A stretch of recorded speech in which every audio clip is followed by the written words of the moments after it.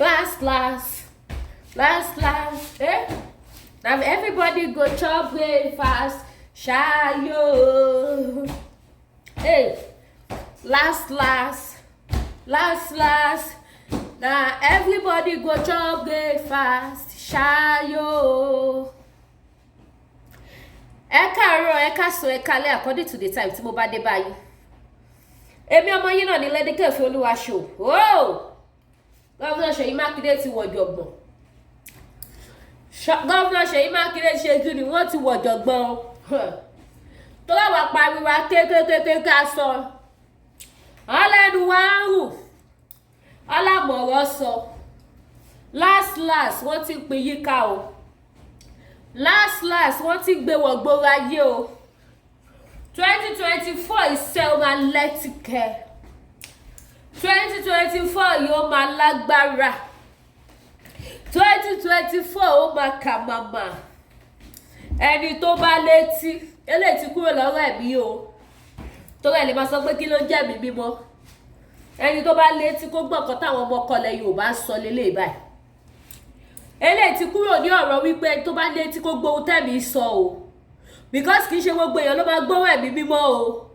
Kì í ṣe gbogbo èèyàn ló bìlífù nínú ẹ̀mí mímọ́ o. Kì í ṣe gbogbo èèyàn ló gbà pé ẹ̀mí mímọ́ wà o.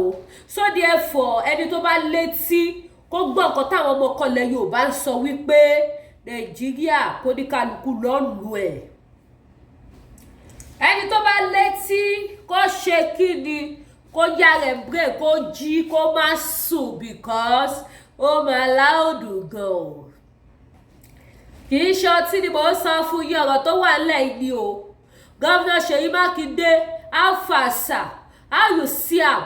How you enjoy am? Ẹ lọ mítìnì wá di títí lọ́ bá ṣe kí ni lọ́ bá kọ́ sí àmà lẹ́kọ̀ọ́. Àwọn ọmọ tó ń sọ ẹjọ́ tó rẹ̀ lẹ́ má bínú bí bá ṣe ṣó yìí. Ṣé rí ṣó ilé ìṣó ẹ̀fẹ̀ ni? Ẹyin tí mi jẹ ṣùgbọ́n bí àwọn ọmọ oríta. Mo mọ̀ jẹ́ wá ní ẹjẹ́ ṣùgbọ́n bọ̀tọ̀rọ̀ tó wà lẹ́yìn gba ṣùgbọ́n. So bí bá ṣe gbé wá ní ká ṣe gbà lọ́wọ́ mi. Ọ̀rọ̀ tó wà lẹ̀ Gọ́vnà Seyi Makinde how market. Bàbá ṣe tà. Abẹ́ta. Ẹni yẹ́rì bàbá. Ṣé ti gbọ́? Ẹ ti gbọ́ ó yẹ ṣí ẹ̀ kí gbé yín débẹ̀. Ṣé kò ṣọ́ọ̀kì yìí nípa gbọ́ pé Gọ́vnà Seyi Makinde ti wọ gòbe? Ó yẹ kó ṣọ́ọ̀kì yìí náà. Ẹ ṣí ẹ̀ gbé wọ̀ gbòòrò ayé kí ṣe kí ni kí sáré gbé yín débẹ̀.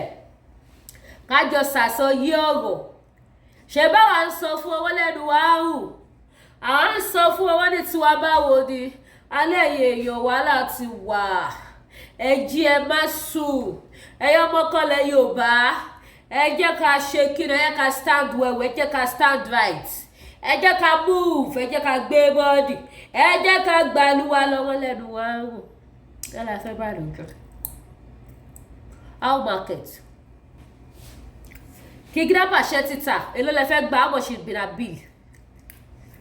Gọ́vnà Seyi Makinde, bó lẹ ṣe rí sí? Ọmọ kìyí wọn tí kì í ọmọ kìyí ni mo sọ o. Mi ló máa kàn yín o.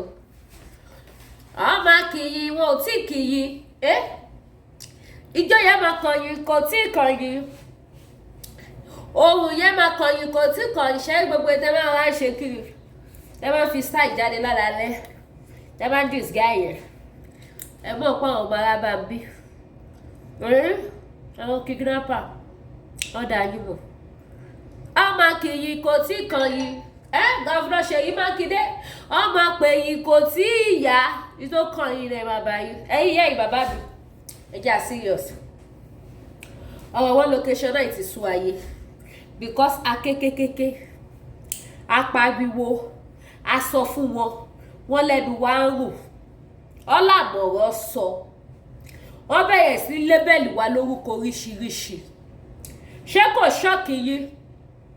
Wípé Gọ́vnà Seyi Makinde àti chairman gbogbo wọn lọ sí mítìnì òṣèlú. On their way coming, ọba gbé chairman lọ. Ó ti gbé Àṣàkẹ́ lọ. Ó ti gbé Àṣàkẹ́ lọ. Ṣé àsọ fún yín? Chairman, ibi tẹ́ bá wà báyìí kọ́ lọ bá dúró tì í. kọ́ lọ má jẹ́ ọ̀pá yín, kọ́ lọ má jọ sọ yín dá láàbò ara, kọ́kọ́ bá wa fún yín ní lámbà díẹ̀ nídìí, tó bá fún yín ní lámbà díẹ̀ nídìí ẹ lè wá ròyìn fáwọn tó wà lé, ẹ lè mú ròyìn wá fún gọ́vùnà Ṣèyí Mákindé pé òótọ́ lọ́rọ̀ táwọn ará bẹ́ẹ̀ sọ, àfi ká dá dúró kalẹ̀ lẹ́ẹ̀ṣọ́ ààbò 1 minute. ẹ má bínú pé mo pause. ẹ lè mọ̀ wípé kó lè dá làwọn fáìtì fún, àwọn ò bá wọn sí nídìí ìbàjẹ́, àwọn ò bá wọn ṣe kí ni, àbá wọn bàlújẹ́, innocent ni wá, peacemaker ni wá, àlàáfíà àwọn èèyàn wa ló jẹ wá lógún. ẹ̀yin bàbá ẹ bá mi gbé ojú ayọ̀ sókè, ká bá mi la etí yín, etí tẹ́ máa fi gbọ́rọ̀ yìí ire tẹ́ ní fi gbọ́rọ̀ yìí ìbànújẹ́ láìṣe Ìdùmarè. ẹ máa gbọ́ o, wọ́n ní chairman kidnap Lagos State Lagos State PDP chairman Olatunkan gunman kidnap gbọ́ wọn ní Hausa kidnap, wọn ní Yorùbá kidnap o. Gunman, who are those gunman? Gunman kidnap Lagos State PDP chairman while returning from meeting with Governor Seyi Makinde. Ó trend ó fantastic ó rí lò. Chairman PDP ó bọ̀ láti meeting pẹ̀lú Governor Seyi Makinde, àwọn arábàmbí bá gbé lọ. Arábàmbí olówó yálùmọ́ gẹ́gẹ́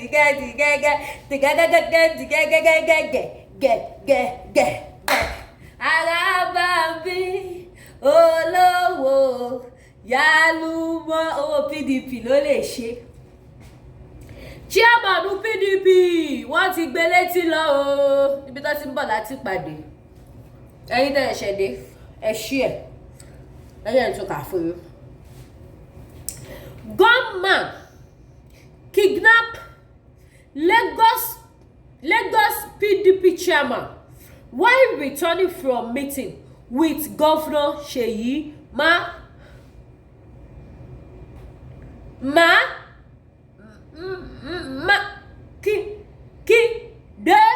ẹ̀fẹ̀ ló bá dé. ẹjọ́ ṣé ìrònú bá wà ní kí ló ṣẹlẹ̀, nǹkan gidi ló ṣẹlẹ̀ náà. ẹ jẹ́ fún mi, nǹkan gidi ló ṣẹlẹ̀ àbí nǹkan gidi kọ́? nígbà tó ń ṣẹlẹ̀ sọ́mọ aláìlẹ́nìyàn ṣebí wọn ò gbọ́, nígbà tó ń sọ ìṣẹ̀lẹ̀ sí àwọn innocent children tí àwọn kidnapper máa kidnap wọn tó máa ní káwọn yá wọn lọ mú 30 million wá, kí làwọn gọ́vùnà ṣe, kí làwọn chairman party ṣe? nọ́ọ̀tì ìròyìn ayọ̀ lélẹ̀ jáde bá mi dúpẹ́. ẹ congrats wọn, ẹ congrats àwọn PDP.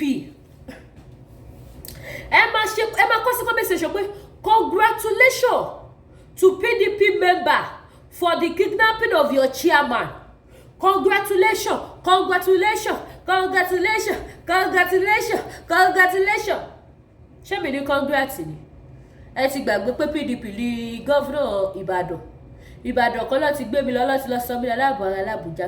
Congratulations, congratulations, congratulations. As e dey sweet us, e dey pain dem. As e dey sweet us, ọmọ e dey pain dem. Kọ́ tiẹ̀ dìmáàdì fún 10 trillion kọ́ tó gbé gọ́fúrú kọ́ tó gbé ṣíàmà lẹ̀. No, ẹ̀yin ọ̀dẹ̀ máa wọ pé kí ló ṣe lédíkè tó ṣe báyìí. Kò lè yé eyín mi ló yé. Mo dẹ̀ mọ̀ pé kò sọ pé máa yé ẹ̀yin kọ̀ọ̀kan. Ṣé yé tí ò bá ṣẹlẹ̀ báyìí? Àwọn pípù yóò ní bílífù wípé ó yẹ kí ìran Yorùbá bọ́ lóko ẹrú. Tí ò bá ṣẹlẹ̀ báyìí, ọ̀rọ̀ tá à ń sọ kò ní wọ̀wọ́ ní etí. Ó dá mi lójú pé tí PDP chairman bá máa dé. Ẹgbọ́n o, ẹ̀rọ PDP chairman wà lọ kidnap. PDP chairman.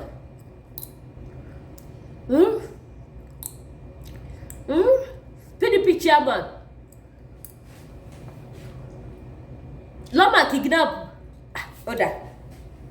Ó dá mi lójú pé by the time tí PDP chairman bá máa dé, àwọn á understand wípé ìnira pọ̀ Nàìjíríà. PDP chairman ó dẹ̀ ṣúọ̀bà jẹ́ àwọn arábàbí yẹn náà ní gbowó bíi ti àníkọ́tì ẹ̀ dìmáàdì fún 20 trillion Nàìjíríà nìyà. PDP lówó lọ́wọ́, dínà mi láyà gbówó lẹ̀. wèrè tó lọ fowó wa kọ́lé sí Dubai agbowólẹ̀ gọ́fúnà gbogbo gọ́fúnà wọn agbowólẹ̀ ẹjọ́ gba 20 trillion owó yẹn wà Nàìjíríà mà ní ó wà tọ́ba wa sọ tán kọ́ wa jókòó kọ́ wa ronú kọ́ wa wo ẹni tí ò ní kọ́ mọ́ 5,000 naira lórí cyberspace náà láti rí ẹni tó jẹ́ wípé wọ́n ń dìmáàdì fún kọ́ mọ́ 5 million tí wọ́n rí fílẹ̀ tọ́dẹ̀ pa àwọn ènìyàn dànù wọ́n ní finá jó rẹ̀ wò kó tó fi jó ọmọ ìlà kejì ẹ̀ ṣèbáwọn ní security àní ẹ̀ máa congrats wọn tó ṣẹlẹ̀ sáwọn PDP wọ́n ní security wọn ò kidnap wọn jàre wọ́n ṣe eré ní jàre ọkọ̀ fẹ́ fi gbé ọkọ̀ ta fẹ́ sọ ni àwọn lóde ẹ̀fọ́ àti fi rẹ́rìn ẹ̀rí ló bá dé show me your 36 o ẹ bá wọ́n kí ló kọ́ lórí ẹ̀rẹ́gẹ́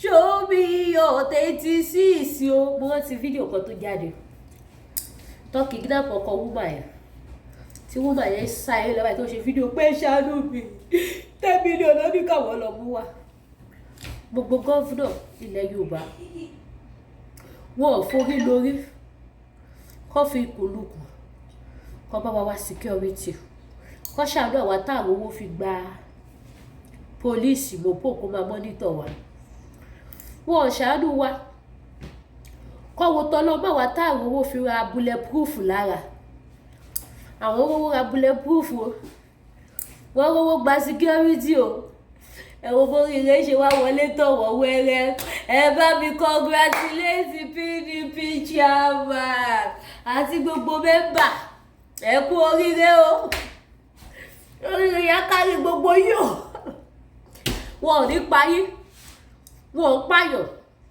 our country is good our country is good they no dey kill wọn kàn máa fún yín lámbà nídìí wọn á dẹ̀ gbẹ̀ táìtù títí wọn ṣe rí fídíò tí mo ẹ̀ṣẹ̀ ń ṣe gbàm tó ti ṣẹlẹ̀ làwọn èèyàn ti ń jù sí mi newspaper ti lọ rẹ́kẹ̀rẹ̀kẹ̀ ẹjẹ́ kí n tún lọ kà ti sáré report tún mo kà fún yín lẹ́kọ̀ọ́ ẹjẹ́ ti lọ gbé ó dà pé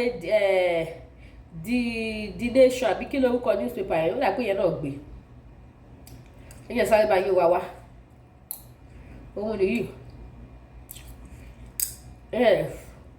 mo ti gbé bọ̀ ó lòdù lọ́wọ́ pọ́ǹṣì ti gbé ewu ni pọ́ǹkìlẹ̀ wò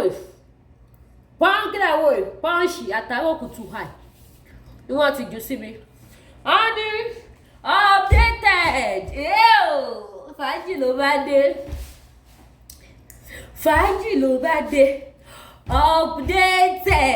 update ẹ má bínú o èmi káṣí cruise ní ìròyìn òsì fèmí o wọ́n ti ní kò sí kankan Nàìjíríà à ń gbádùn Nàìjíríà so tó bá dẹ̀ ti ṣẹlẹ̀ sí wọn báyìí à ń mọ̀ gbádùn ẹ̀ náà ni but tó bá ṣẹlẹ̀ sáwọn tó kù díẹ̀ káàtó à á ṣe normal show à á sympathize pẹ̀lú wọn but àwọn eléyìí ẹ̀fẹ̀ ló bá dé gágágá update hold on 1 minute mo dá lọ́wọ́ ẹ má bínú pé mo pause mo ṣe nǹkan lọ́wọ́ ni bí àlàyé tá à ń ṣe lọ pọ́ǹṣì náà bá wa gbé síta ó ní gọ́ọ̀mánù wọ́n ti gbé Lagos PDP chairman orders on Lagos Ibadan express that means pé kì í ṣe bàbá yẹn nìkan ló gbé nìyẹn o pẹ̀lú tí pọ́ǹṣì jẹ́ kó yé wa pọ́ǹṣì tún fi orders pẹ̀lú àwọn ẹlòmíì kan nìyẹn torí mi ò gbé ibòmí lọ́léèwé ogun location 9 kò jẹ́ rántí orúkọ school tí mo lọ ẹ̀yin èèyàn ẹ jọ̀ọ́ torí Ọlọ́run ẹ congrats wọn oríire ló kàn wọ́n innocent people kó ìlú à ń pariwo wọn kidnap láti joy gbogbo wo ṣe meeting kí wọ́n wá solution kidnapper ń gba omijé kíkorò lójú àwọn èèyàn nílùú Nàìjíríà kidnapper ń ba ayé àwọn èèyàn jẹ́ nílùú Nàìjíríà kidnapper ń sọ àwọn èèyàn di aláàbọ̀ ara ní ìlú Nàìjíríà gbogbo wọn ṣe bíi pé wọn ò gbọ́ pé nǹkan kan ṣẹlẹ̀ wọ́n ignore wọ́n jùmọ̀ fún wọ́n sọ wípé Nigeria is a peaceful country, Nigeria is a kìnìkan ní ohun tó jẹ́ pé gbogbo ayé ló mọ̀ wípé àwọn Boko Haram ń dá wà láàmú olóyè àti kidnapper.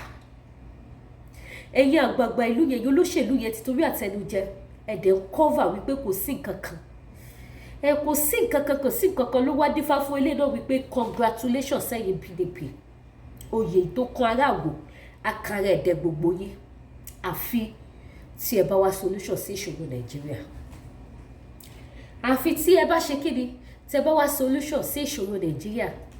Gọ́ọ̀nà Seyi Makinde, mo mọ̀ wípé yìí lọ́mọ máa wọ́ọ̀dù yẹn ti kọjọ gbọ̀n, ẹ lọ gba ṣíàmà yín lẹ̀ owó wà, ẹ lọ ṣe kíni, ẹ lọ gba ṣíàmà ńlẹ̀, owó wà. Kò séwu lóko, kò sí wàhálà Nàìjíríà dùn bàjẹ́.